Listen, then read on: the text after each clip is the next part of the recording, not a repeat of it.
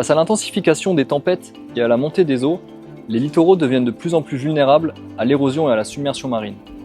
Et pourtant, une grande partie des activités humaines se concentre sur les zones côtières, notamment dans les territoires insulaires comme la Guadeloupe, où l'économie est largement tournée vers la mer. Pour nous protéger, nous avons construit des ouvrages de défense, des digues, des enrochements, des murets, ou encore des brise-lames. Mais ces structures ont de nombreux effets négatifs. En plus d'un coût élevé et croissant avec le temps, elles peuvent aggraver l'érosion en déplaçant le problème vers les zones adjacentes. Et pourtant, des stratégies résilientes existent. Elles reposent sur les écosystèmes côtiers naturels. Dans les régions tropicales, ces solutions fondées sur la nature comprennent la protection et ou la restauration de récifs coralliens, mangroves et herbiers marins. Ces milieux constituent une première barrière contre les vagues et absorbent une part importante de leur énergie. Mais leur efficacité dépend fortement de leur état de santé, et aujourd'hui, ces écosystèmes sont gravement menacés par nos activités.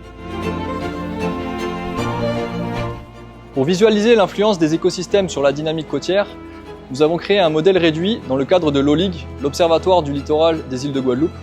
Il s'agit d'un canal à houle. Il est équipé d'un générateur de vagues et d'un modèle réduit de plage, ainsi que d'écosystèmes côtiers amovibles. Chaque écosystème existe en 3 états de santé: sain, mitigé et dégradé. Cela permet d'évaluer l'influence de l'état de santé et donc de la complexité structurelle des écosystèmes sur la submersion marine.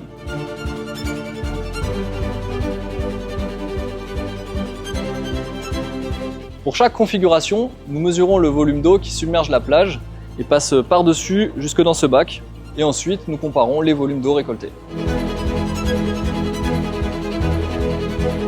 Pour ce test, nous allons par exemple comparer les volumes d'eau récoltés entre une configuration sans écosystème, puis avec un récif selon 2 états de santé, sain et dégradé.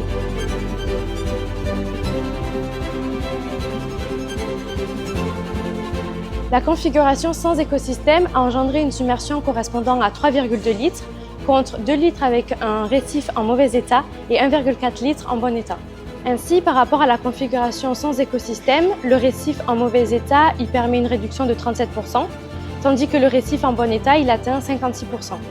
Cette expérience elle montre 2 choses. D'abord que l'ajout d'un écosystème y réduit nettement la submersion. Ensuite, que son efficacité dépend directement de son état de santé, lié à sa complexité structurelle. Il est aussi possible de combiner plusieurs écosystèmes, comme c'est souvent le cas dans la réalité. En Guadeloupe, le grand cul-de-sac marin en est un parfait exemple, en associant des récifs coralliens, des herbiers marins et des mangroves. Cette fois, lorsque l'on combine ces 3 écosystèmes, nous observons une atténuation de 100%. Cette expérience simple permet de souligner l'importance des écosystèmes côtiers tropicaux et rappelle combien il est essentiel de les protéger et de les restaurer pour défendre nos littoraux naturellement et durablement.